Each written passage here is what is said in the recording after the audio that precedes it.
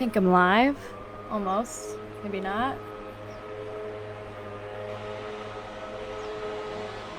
There we go. Oh, they found me. What's up, everyone?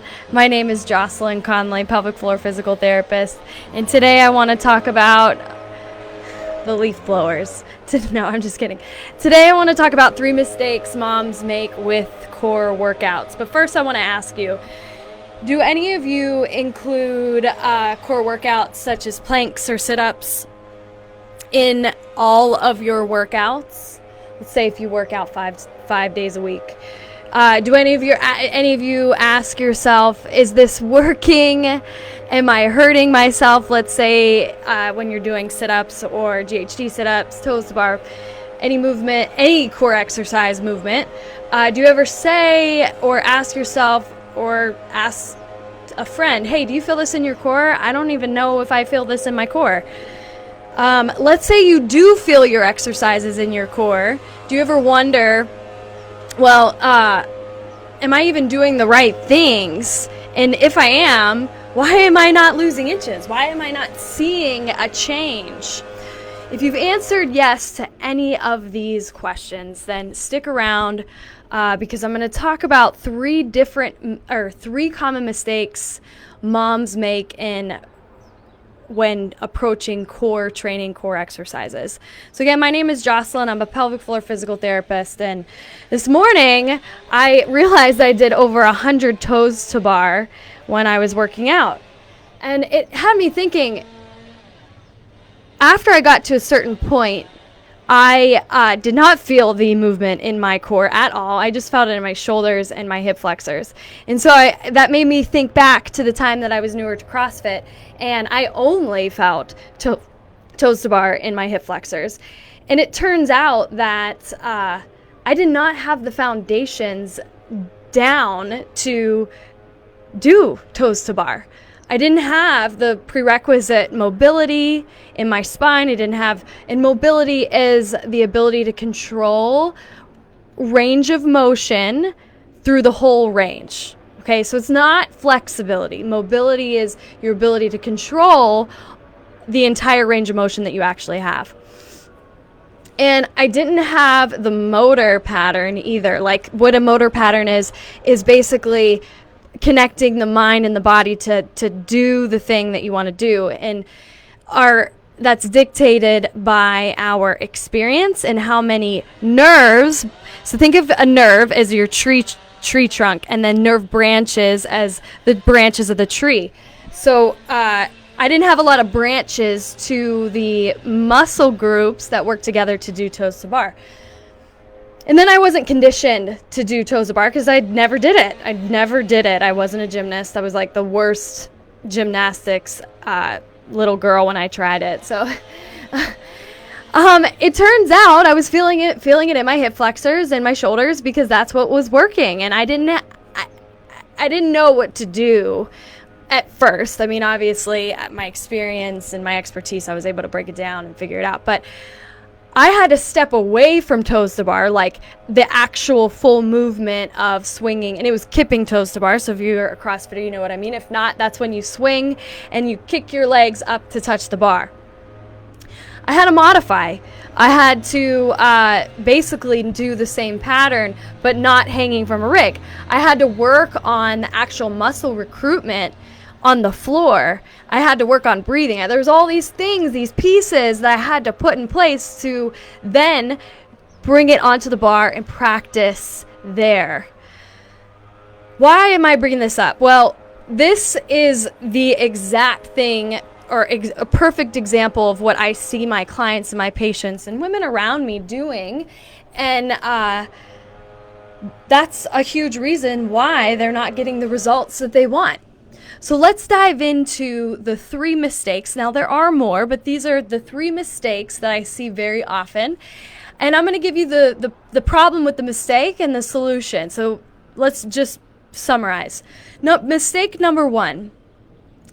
Women do core exercises, isolated core exercises, too much and too often. Mistake number 2. Moms you are choosing movements that are too difficult for you at this time. Mistake number 3. Moms, you're lacking intent of your core exercises, your core training, your core workout. Okay, let's break this down by each mistake. Mistake number 1, you're doing too much too often. You see, the problem with doing too much is that you are in a constant state of breaking your body down, or in a constant state of your body trying to attempt to recover. I'm not going to bring up other things that will completely blow your mind with this. That's for a different post. But basically, if you're in a constant state of, breaking down the connective tissue, the muscles, you're not going to build. The solution to this is you should only be doing isolated core training max 3 days a week. And I'm talking like regardless of whatever approach you're taking right now. Because if you are following number 3, or getting the fruits of 3, which I'll talk about soon, you're going to be using your core a lot more than you even think. Mistake number 2. Or let me give you a story of mistake number 1, too much too often. So let's talk about the time that I was trying to learn toes to bar. Well, I tried practicing every single day, and I spent way too much time. And I wasn't eating enough. What ultimately turned out is even though I wasn't on the bar, I was working out off the bar. I ended up just getting too tired that other areas began to work. This happens to my clients a lot before they start working with me. Got too tired, so other strategies came in, and I wasn't training what I was training. And then my shoulder began to hurt, and then my back began to hurt, and then I was getting clicking in my hip, and the story goes on. So we've got to give the body time to recover. Mistake number 2, you're choosing movements that are too difficult. The problem with this is when you do this, you don't actually train what you think you're training. Instead, you are training your prime movers, the big guys, the big guns. We want to train them, but not to do this necessarily. Or if you're not training the prime movers, you're training your joints to take a lot of the brunt. And this is actually very counterproductive for your joints and for your prime movers, actually, because there are better ways to train them. And if you're using your prime movers all the time, they're not able to work effectively with the other things that they're supposed to do. This is such a common thing that I see, especially in people doing HIIT workouts and functional fitness workouts. When I say functional fitness, that is an umbrella for like CrossFit, anything like big movement, squats, Olympic lifting, and so on. Or when you're purposely training like single leg, and I won't bore you with that. The other big thing is then you start holding your breath, and when you're core training, your core is your marathon runners, so you need oxygen, so you need to breathe. The solution to this, you guys, it's super simple. Leave your ego at the door and choose a modification or a option that you can very easily breathe.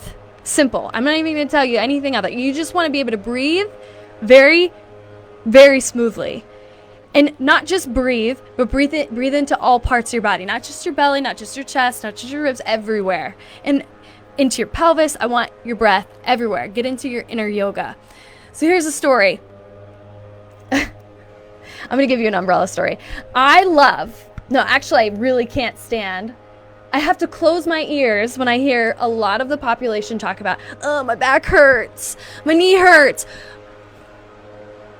The chiropractor doesn't work. The chiropractor is the only thing that works. Well, the chiropractor and all the stuff that you're saying is you're talking about your joints a lot of the times.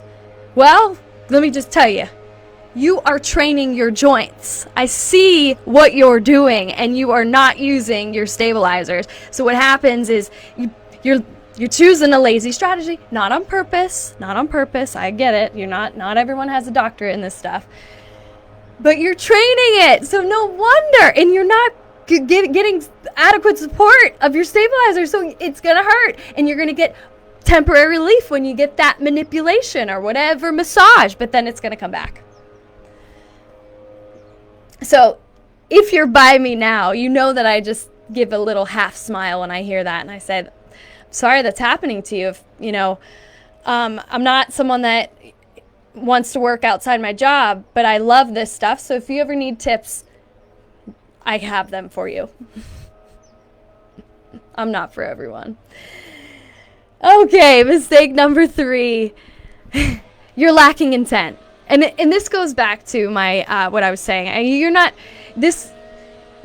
all trained, and you don't have your master's necessarily in strength and conditioning. You don't have your doctorate in this stuff. So I don't expect you to have an intent. If you're in a group fitness class, I would really hope that your instructor has an intent. And if they don't, then I don't know. I'm not going to go on to that. But the problem with, what does that even mean?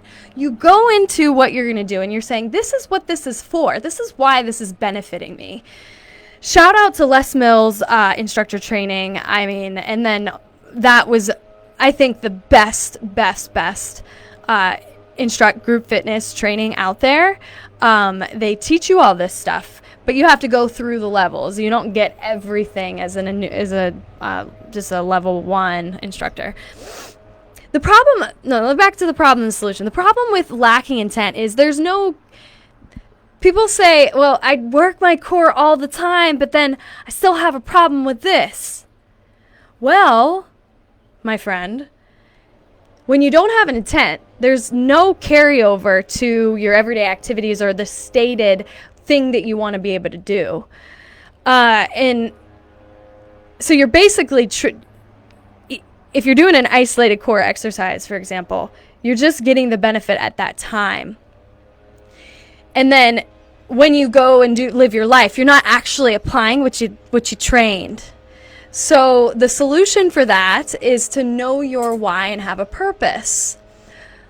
Let me give you an example. I'm passionate about helping women get back to running. But I'm very clear on the roadmap to back to running. And here's part of what goes into it. Okay, we need to get your body ready for running. So this is what we do in terms of when I look at your video or whenever I'm with you in person, whenever I video you and show you, I'm like, here's where we need to work on.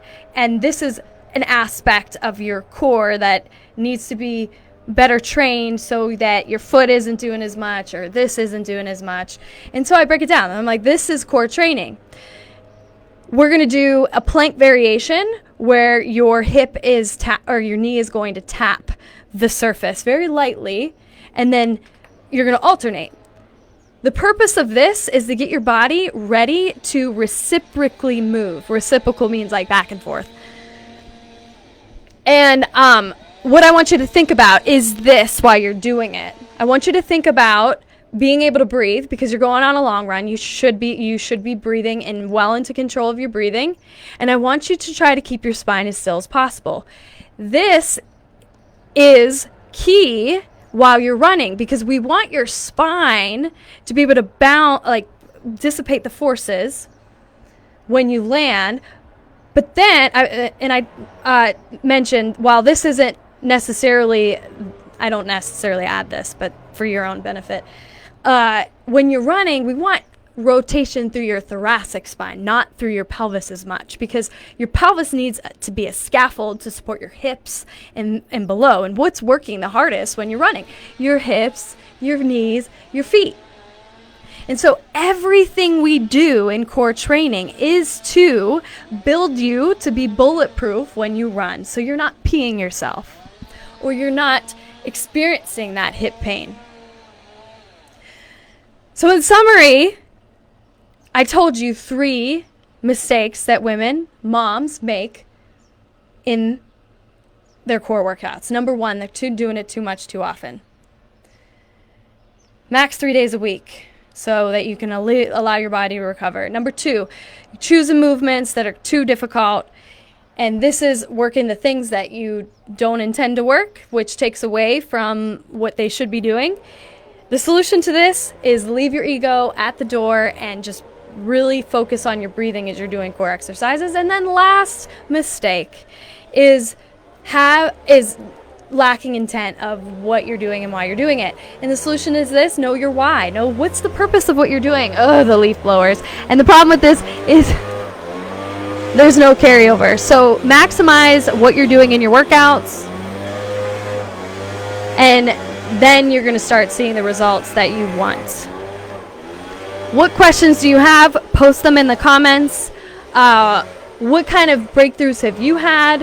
What kind of points of advice can you give the other people watching this video? And one more thing, you guys, if this was helpful, comment helpful. If you were on this live, or if you're on this live, comment live right now, because you're still on. If you are watching this on the replay, please comment replay. That way other people can see it. Other people can